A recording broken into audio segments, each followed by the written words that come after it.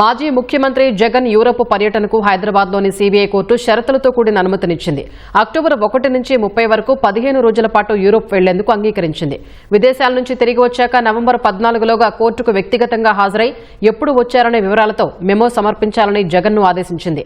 అక్రమాస్తుల కేసుల్లో ప్రధాన నిందితుడిగా ఉన్న జగన్కు 2013లో బెయిల్ ఇచ్చినప్పుడు ముందస్తు అనుమతి లేకుండా దేశం విడిచి వెళ్లరాదని కోర్టు షరతు విధించింది. ఈ నేపథ్యంలో 15 రోజుల పాటు భార్యా పిల్లలతో కలిసి ఫ్యామిలీ వెకేషన్ కోసం యూరోప్ వెళ్లేందుకు అనుమతినివ్వాలని సీబీఐ కోర్టులో జగన్ పిటిషన్ వేశారు. దీనివల్ల కేసు విచారణపై ప్రభావం ఉండదని జగన్ వాదించారు. కేసులు పెండింగ్ లో ఉన్నాయనే కారణంగా విదేశాలకు వెళ్లే హక్కును నిలువరించవద్దని అభ్యర్థించారు. జగన్ అభ్యర్థనపై సీబీఐ అభ్యంతరం వ్యక్తం చేసింది.